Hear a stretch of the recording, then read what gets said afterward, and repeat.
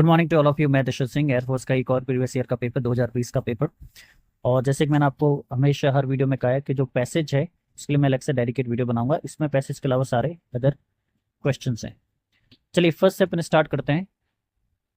After Sophie dash her work she went to lunch. She went to lunch कौन सा tense है? ये है पास्ट सिंपल।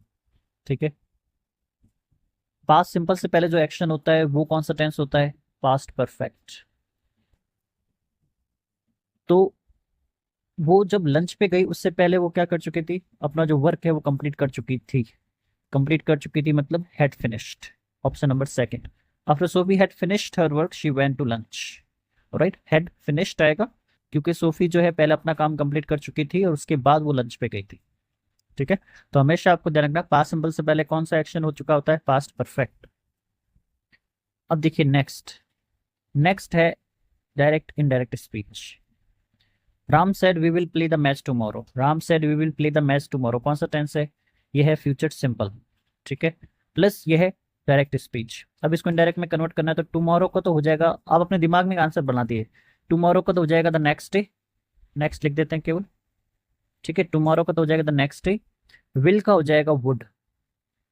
प्ले का प्ले रहेगा, मैच का मैच ही रहेगा, द मैच।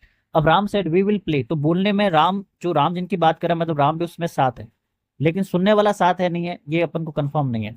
ठीक है, तो Ram said that they would play the match the next day, ये सही लग रहा है, पर अभी सारे ऑप्शन अपन चेक करेंगे। राम टोल्ड, टोल्ड नहीं होगा। सेट के बाद टू होता है, ऑब्जेक्ट होता है तो टोल्ड मी हो जाता है। मान लो कोई भी ऑब्जेक्ट होता है, सेट टू होता तो टोल्ड हो जाता। केवल सेट है, ऑब्जेक्ट नहीं है तो टोल्ड नहीं होगा, सेट का सेट ही रहेगा। राम सेट टू मी, ठीक है। आई विल, विल का विल नहीं रहेगा, खुद को आई नहीं बोलेगा वो, यहाँ मतलब वो लॉजिक नहीं है, विल भी बोला उसने।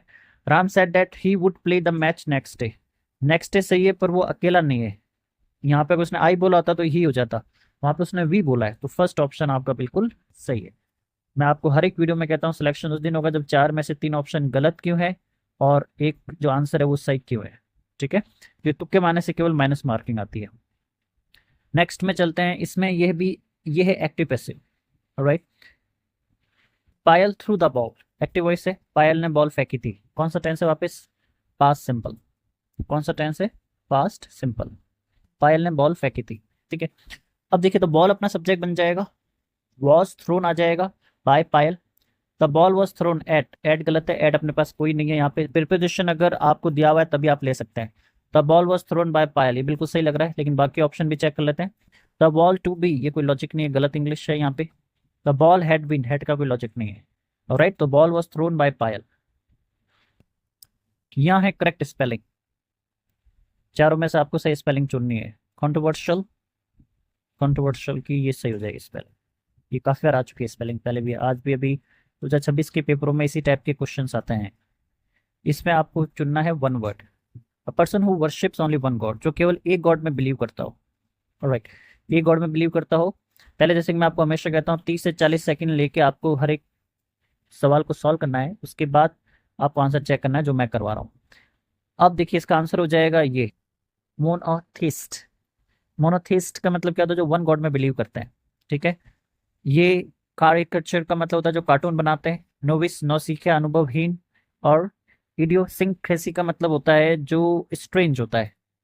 ठीक है, अटपटा, डिमांड, अटपटी आदत।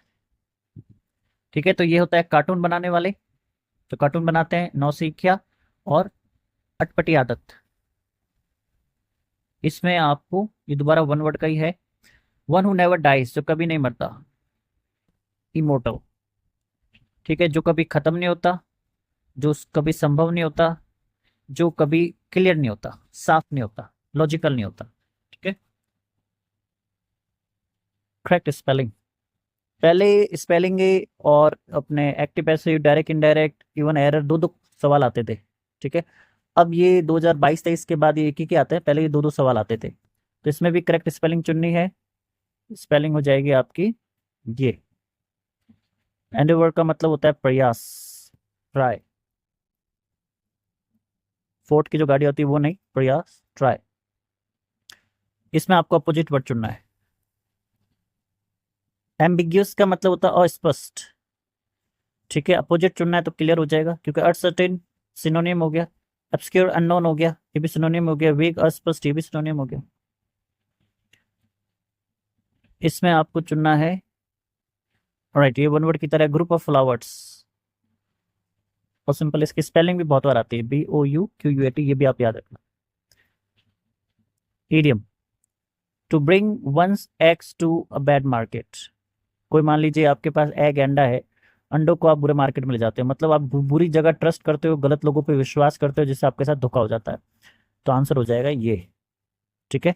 To fail in one's plan because one goes to the wrong people to help, मतलब गलत जगह अपने मार्केट जो है, मान लीजिए किसी के पास अंडे हैं, एग्स है, और वो गलत मार्केट में रख देते हैं, मतलब गलत जगह इन्वेस्ट कर देते हैं, गलत लोगों के चक्कर में पड़ जाते हैं, जिससे उनका काम बिगड़ जाता है। इसमें आपको चुनना है सेम वर्ड। ओके, फ्यूटाइल का मतलब होता है यूजलेस। इफेक्टिव हो गया अपोजिट में, मतलब काम का। होपफुल, उम्मीद। कोजेंट का मतलब होता है कठोर,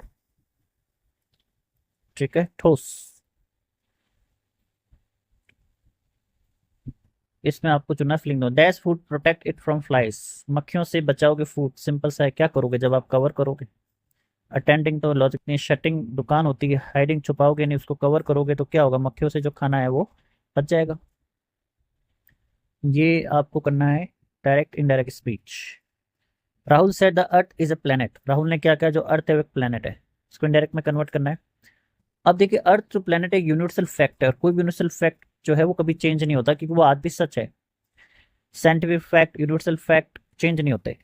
तो Rahul said that the earth was गलत है यहाँ पे। Rahul said that the earth is a planet, ये सही लग रहा है। सेट का सेट ही रह जाएगा, राहुल सेज नहीं होगा, वॉज भी नहीं आएगा। Rahul said the earth can be गलत है। सिंपल सी बात है, यूनिवर्सल फैक्ट है, चेंज नहीं होगा। Rahul said that the earth is a planet. Passive voice, were you writing an article, क्या तुम आर्टिकल लिख रहे थे, ठीक है। अब देखिए, एन आर्टिकल सब्जेक्ट बन जाएगा, वॉज आ जाएगा, बीइंग आ जाएगा, रिटन बाय यू। इंट्रोगेटिव है तो was an article being written by you, ये सही लग रहा है। Were an article, article singular होता है, वर नहीं आएगा। Was an article written, continuous tense है, बीइंग नहीं लगा, ये गलत है। Was an article being wrote गलत है, थर्ड फॉर्म आएगी। तो was an article being written by you. Okay, इसमें आपको PQR चुनना है, इसके लिए आपको रीडिंग चाहिए। देखिए, then fell on my two uncles. Then fell, क्या फेल हमें नहीं पता, मतलब ये फर्स्ट सेंटेंस नहीं हो सकता। देन माई फादर, ये भी नहीं हो सकता। Who were very much older, और वेरी मच ओल्डर मतलब ये या तो अपने अंकल की बात कर रहा है या फादर की बात कर रहा है, मतलब ये फर्स्ट सेंटेंस नहीं होता। सेंटेंस कहाँ से स्टार्ट होगा, the burden of the family. तो क्या आ जाएगा, एस सबसे फर्स्ट, इसको मैं 1 2 लिख देता हूँ।